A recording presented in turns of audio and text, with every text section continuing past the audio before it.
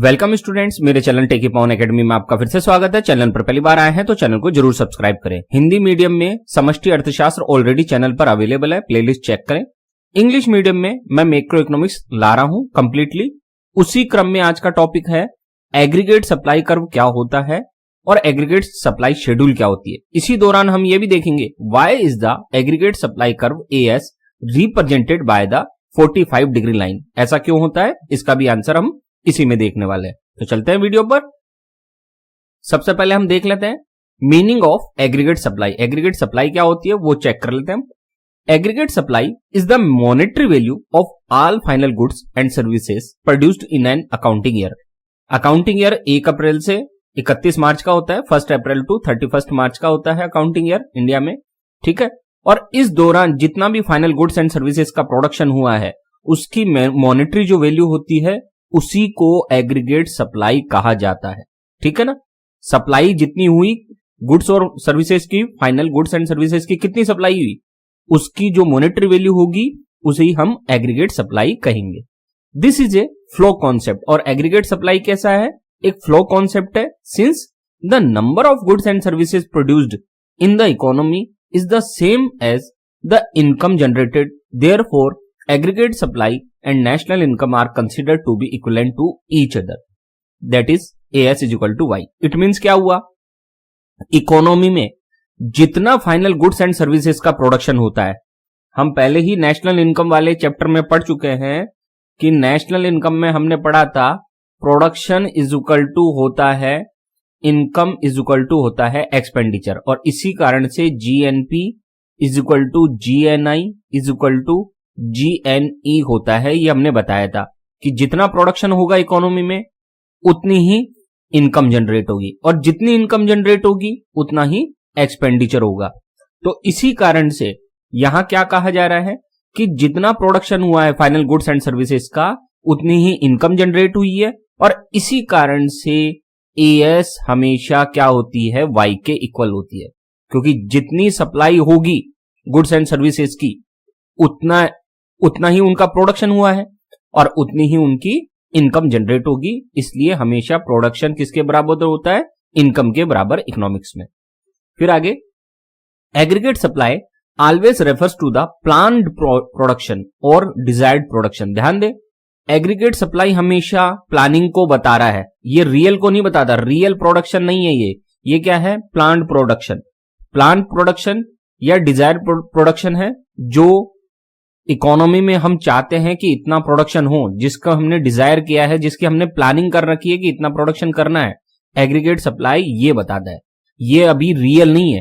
Real किस पे depend करेगा, फिर एग्रीगेट डिमांड पर डिपेंड करेगा। जितनी डिमांड होगी उतनी एग्रीगेट सप्लाई होती चली जाएगी, ठीक है।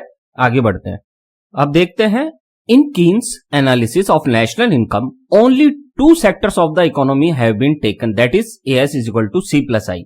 कीन्स ने जो अपना नेशनल इनकम का एनालिसिस आपके सामने रिप्रेजेंट किया है उसमें एडी को उसने क्या लिया है, सी प्लस आई। कंजप्शन और इन्वेस्टमेंट ये 2 ही सेक्टर्स लिए हैं इकोनॉमी में, और एडी अगर सी प्लस आई है 2 सेक्टर इकोनॉमी में तो एएस होता है C plus S 2 sector economy में, ठीक है। According to Keynes, there is always excess capacity of production in the economy, due to which the aggregate supply increases in proportion to the increase in aggregate demand. तो Keynes क्या कह रहा है, Keynes ये कहता है कि हमेशा इकोनॉमी में एक्सेस कैपेसिटी रहती है प्रोडक्शन की। हम चाहे जितना प्रोडक्शन इंक्रीज कर सकते हैं, क्योंकि हमेशा हमारे पास क्या है, हमेशा एक्सेस कैपेसिटी है, तो हम चाहे जितना प्रोडक्शन इंक्रीज कर सकते हैं। तो डिपेंड किस पे करता है, सारा का सारा एग्रीगेट डिमांड पे डिपेंड करता है कि जितनी एग्रीगेट डिमांड एडी इंक्रीज होगी ऑटोमेटिकली एएस भी उतनी ही इंक्रीज हो जाएगी। जैसे ही एडी इंक्रीज होगी एएस भी इंक्रीज हो जाएगी। क्यों, क्योंकि हमेशा एक्सेस प्रोडक्शन है, कैपेसिटी है हमारे पास इकोनॉमी में कीन्स के अनुसार। इसलिए जब भी डिमांड इंक्रीज होगी सप्लाई ऑटोमेटिकली इंक्रीज हो जाएगी, और जैसे ही एडी डिक्रीज होगी एएस भी क्या हो जाएगी, डिक्रीज। तो सारा रोल किसका है, एग्रीगेट डिमांड का कीन्सियन एनालिसिस में। फिर आगे देखते हैं, and a result the price level always remains constant. और इसी कारण से कीन्स ने क्या कहा है कि प्राइस जो लेवल है वो हमेशा क्या रहेगा, कांस्टेंट, कभी भी प्राइस इंक्रीज नहीं होगी। क्यों? क्योंकि वो ये कहता है कीन्स कि जितनी एडी इंक्रीज हुई है उतनी ही एएस इंक्रीज हो जाएगी और प्राइस क्या रह जाएगी, कांस्टेंट। क्यों? क्योंकि एक्सेस कैपेसिटी हमारे पास अवेलेबल है प्रोडक्शन की। Aggregate supply represents the cost side. और सप्लाई हमेशा, चाहे से माइक्रो पड़े या मैक्रो, सप्लाई हमेशा किसको शो करता है, कोस्ट को। क्यों? क्योंकि सप्लाई करने के लिए आपको गुड्स एंड सर्विसेज का प्रोडक्शन करते हैं तो आपको कॉस्ट आती है, ठीक है। ऐसे ही डिमांड हमेशा किसको रिप्रेजेंट करता है, इनकम को। आपने देखा होगा माइक्रो में हमने AR is equal to D, demand था हमारा, डिमांड कर्व, ठीक है, और इसी से हमारा TR निकलता था। वो इसी कारण से क्योंकि डिमांड हमेशा रेवेन्यू को शो करता है, जितनी डिमांड होगी उतनी ही उसकी रेवेन्यू होगी फिर, ठीक है। अब आगे देखते हैं, एग्रीगेट सप्लाई शेड्यूल देख लेते हैं हम, ये क्या होती है। The aggregate supply schedule is a table that shows aggregate supply in an economy at different levels of national income। aggregate supply schedule क्या बताता है, अलग अलग नेशनल लेवल के, ठीक है, अलग अलग नेशनल इनकम के लेवल्स पर कितनी एग्रीगेट सप्लाई है उसी को एग्रीगेट सप्लाई शेड्यूल कहते हैं। एएस जो शेड्यूल है वो सिर्फ इतना सा दिखाता है कि अलग अलग लेवल ऑफ इनकम पर कितनी सप्लाई होगी उसी को एग्रीगेट सप्लाई शेड्यूल शो करता है। There is a positive relationship between aggregate supply and national income. मैं पहले बता चुका हूं कि नेशनल इनकम में और इसमें कैसा रिलेशनशिप होता है, positive relationship. When national income is zero, aggregate supply becomes zero. तो फिर निष्कर्ष क्या निकला कि AS is equal to Y होता है, ठीक है। ये इसका निष्कर्ष है कि जितनी भी एएस होगी उतना ही क्या होगा कि अगर एएस जीरो होगी, प्रोडक्शन जीरो हुआ इकोनॉमी में, तो इनकम भी क्या होगी, जीरो। और अगर एएस इंक्रीज होती है तो इनकम भी इंक्रीज होती है, क्योंकि जितना गुड्स एंड सर्विसेज का प्रोडक्शन होगा उतनी ही इनकम जनरेट होती है, जो मैं बार बार बता रहा हूं। AS and Y is treated as identical to each other. और इसी कारण से मैंने कहा कि एएस इज इक्वल टू क्या होता है, Y. Production is equal to sale is equal to income. मैं पहले बता चुका हूं, इकोनॉमी में जितना प्रोडक्शन होगा उतना ही इनकम होगा, और उतनी ही प्रोडक्शन को सेल किया जाता है, सेल करने से इनकम होती है, और इनकम को ही फिर एक्सपेंडिचर में बदल दिया जाता है। और इसी कारण से प्राइस इसमें कांस्टेंट रहती है, क्योंकि किन्स का मानना है कि जितनी प्रोडक्शन हुई उतनी इनकम हुई सेल करने से, और जितना सेल करेंगे जो ये सब इक्वल हो जाते हैं, तो इसलिए प्राइस भी कांस्टेंट रहता है। और ये सब क्यों हो रहा है, क्योंकि एक्सेस कैपेसिटी है प्रोडक्शन की, ध्यान रखना, इकोनॉमी में। ये कीन्स का मानना है। अब देखिए टेबल, लेवल ऑफ इनकम है यहाँ पे 0, 100, 200, 300, 400। कंजप्शन हमारे पास है 40, 100, 160, 20, 220, 280। ध्यान रखना, ये कंजप्शन की टेबल कैसे बनती है, सेविंग की टेबल कैसे बनती है, उसके लिए मैं डिटेल वीडियो बना चुका हूं, आप पुराना वाला जरूर देखें। एएस कैसे बनेगा, एएस बनेगा C प्लस एस, कितना आपने कंज्यूम किया इकोनॉमी में और कितने की सेविंग की इकोनॉमी में, अगर उन दोनों को जोड़ दिया जाए तो हमारे पास एग्रीगेट सप्लाई आ जाएगी। तो हमने ये C और इसको S को जोड़ा तो ये हमारे पास, ये देखिए आ गई एग्रीगेट। अब खास बात क्या कि जितनी इनकम है Y उतना ही एएस है। देखो इनकम 0, एएस भी 0, इनकम 100, एएस भी 100। तो ये क्या है, हमेशा दोनों इक्वल है, क्योंकि फिर वही बात, जितना प्रोडक्शन हुआ है उतना ही इनकम जनरेट होगा, और उसी इनकम में से फिर कंजप्शन किया जाता है और सेविंग किया जाता है। इसीलिए y बराबर C प्लस एस भी होता है और AS बराबर C प्लस एस भी होता है, ठीक है। अब आगे बढ़ते हैं, अब देखते हैं हम एग्रीगेट सप्लाई कर्व देख लेते हैं। Aggregate supply curve is a graphical representation of aggregate supply schedule that shows aggregate supply in an economy at different levels of national income. ये क्या बताता है कर्व ये बताता है कि अलग अलग लेवल ऑफ इनकम पर, अलग अलग लेवल ऑफ नेशनल इनकम पर कितनी कितनी एग्रीगेट सप्लाई है उसको कर्व के माध्यम से बताता है, तो इसको हम एग्रीगेट सप्लाई कर्व कहते हैं।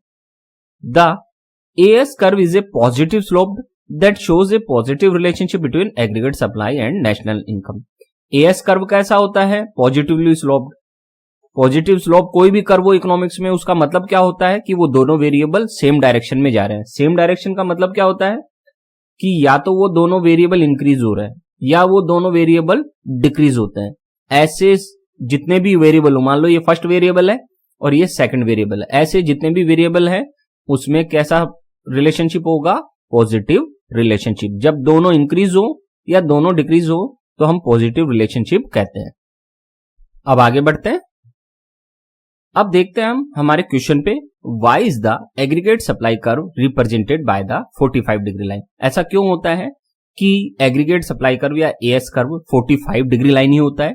सबसे पहले हम देख लेते हैं, ये हमारा वाई एक्सिस है, ठीक है, ये ओरिजिन पॉइंट हो गया, एक्स पॉइंट हो गया। हमने 45 डिग्री लाइन खींची है। यहां से कैसे खींचते हैं 45 डिग्री लाइन? मान लीजिए आप यहां 5 इंच नाप लीजिए, इधर 5 इंच नाप लीजिए, और दोनों के बीच में जब लाइन खींचेंगे तो 45 डिग्री बनेगी। ये आपके पास जो डी होता है, ठीक है, उसकी मदद से भी आप 45 डिग्री लाइन खींच सकते हैं। ठीक, अब इस लाइन की क्या खास बात होती है? इस लाइन में देखो, the aggregate supply curve is represented by the 45 degree line. हमेशा एग्रीगेट सप्लाई कर्व को हम किससे रिप्रेजेंट कर रहे हैं? 45 डिग्री लाइन से, जो ओरिजिन पॉइंट से बिल्कुल ऐसे जाएगी, ऊपर नहीं होनी चाहिए। अगर ये ऐसे हो गई तो ये डिग्री बदल जाएगा इसका, ये ऐसे हो गई तो भी डिग्री बदल जाएगा, ऐसे हो जाएगी तो भी डिग्री बदल जाएगा। तो ये 45 डिग्री लाइन बिल्कुल इक्वल होनी चाहिए। ठीक, throughout this line the planned expenditure is equal to the planned output. इस पूरी लाइन पर, किस लाइन पर? इस एएस कर्व पर प्लान्ड जो एक्सपेंडिचर होता है, ध्यान दें, प्लान्ड एक्सपेंडिचर हमेशा किसके बराबर होता है? प्लान्ड आउटपुट के। किस पे? इस एएस कर्व के प्रत्येक पॉइंट पर, कितने भी पॉइंट हो सकते हैं इस पे, इसके प्रत्येक पॉइंट पर प्लान्ड एक्सपेंडिचर जो किया जाने वाला है और प्लान्ड आउटपुट जो प्रोडक्शन होने वाला है, वो दोनों क्या होते हैं? इक्वल होते हैं। That's why AS is equal to Y is equal to expenditure. और इसी कारण से जितना गुड्स एंड सर्विसेज का प्रोडक्शन हुआ है उतना ही इनकम का जनरेशन होगा, और जितना इनकम का जनरेशन होगा उतना ही एक्सपेंडिचर होगा इकोनॉमी में। क्योंकि इनकम अगर 50 रुपीज जनरेट हुई है तो एक्सपेंडिचर भी 50 रुपीज का ही जनरेट होगा और प्रोडक्शन भी 50 रुपीज का ही जनरेट होगा। ठीक है, the implication of 45 degree line is that in case of any disequilibrium as will be adjusted in a way to equate AD in order to restore equilibrium point। और Keynes क्या कहता है? अगर इसमें हम जानते हैं कि AD जहां AS के इक्वल होता है वहां इक्विलिब्रियम होता है, हम जानते हैं इस चीज को कि कीन्स के अनुसार कहां इक्विलिब्रियम होता है? जहां AD is equal to AS हो। अब कीन्स क्या कह रहा है कि ये AS जो कर्व है वो 45 डिग्री लाइन है। इसका मतलब क्या है कि एडी में कोई भी आप चेंज कर लो, चाहे से वो इंक्रीज करो एडी में या डिक्रीज करो, ऑटोमेटिकली एएस उसके अकॉर्डिंग अपने आप को सेट कर लेगा, और इसलिए वापस से एडी बराबर क्या हो जाएगा? As equilibrium. कितना भी डिसइक्विलिब्रियम करो, ऑटोमेटिकली वापस से इक्विलिब्रियम में आ जाएगी इकोनॉमी। क्यों आ जाएगी? क्योंकि जो एग्रीगेट सप्लाई है वो अपने आप को एडजस्ट कर लेगी, ये उसका कहना है। अब एक चीज और कि आप देखें कि ये 45 डिग्री लाइन है, ये क्या बता रहा है? मान लीजिए मैंने इस एएस कर्व के जी पॉइंट से एक लाइन नीचे खींची, ये तो हो गई हमारी इनकम और ये हो गया हमारा जी पॉइंट। अब आप खास बात देखेंगे ना, तो ये जो एरिया है ये क्या है? Aggregate supply. ये क्या है? Aggregate supply. क्यों? क्योंकि इस साइड में हमने एग्रीगेट सप्लाई लिया है, ठीक है। और ये जो एरिया है ये क्या है? नेशनल इनकम, यानी कि वाई, ठीक है। ये क्या है? Y, national income. अब आप गौर करना कि ये एरिया ओ वाई किसके बराबर है? इस जी वाई एरिया के। यही 45 डिग्री लाइन की फीचर होती है कि उसका जो एरिया बनता है वो हमेशा दोनों इक्वल होता है, डेल्टा वाई और डेल्टा एक्स। डेल्टा वाई और डेल्टा एक्स इसका हमेशा इक्वल होता है। क्यों? क्योंकि 45 डिग्री लाइन होती है, ठीक है। तो इन दोनों के कारण ऐसा होता है। तो यहां आप देख सकते हैं एग्रीगेट सप्लाई कितनी निकल के आई थी? जी वाई। और इनकम कितनी निकल के आई? ओ वाई। और हम देख सकते हैं ग्राफ में ये दोनों इक्वल है, यानी कि G Y is equal to O Y. इस कारण से AS इज इक्वल टू क्या होता है, y। ये देख सकते हैं आप, AS is equal to GY, y is equal to OY, since GY is equal to OY, hence AS is equal to OY। इस तरीके से ये सारा कैलकुलेशन होता है। उम्मीद है आपको ये टॉपिक पसंद आया होगा, समझ में आया होगा। आप मेरे चैनल को सब्सक्राइब जरूर करें। Thank you. स्टूडेंट्स, मेरे 2 चैनल हैं, एक है टेकीपाउन एकेडमी, दूसरे का नाम है इंफॉर्मेशन टेक्नोलॉजी सेंटर। यूट्यूब के हैं दोनों चैनल। टेकीपाउन एकेडमी पर आपको सारा एजुकेशनल कंटेंट मिलेगा इकोनॉमिक्स के बारे में, और इंफॉर्मेशन टेक्नोलॉजी सेंटर पर आपको share market, NPS, CCS, NPS rules, PPF, fixed deposit schemes, gold investment schemes, SBI schemes, post office की स्कीम्स, MS एक्सेल की मास्टर सीरीज, कंप्यूटर और मोबाइल के सॉल्यूशंस और बेस्ट इन्वेस्टमेंट प्लान की 100% सही और संपूर्ण जानकारी मिलेगी। तो आप मेरे दोनों चैनल जरूर सब्सक्राइब कर लें। आज का पूरा वीडियो देखने के लिए आपका बहुत बहुत धन्यवाद।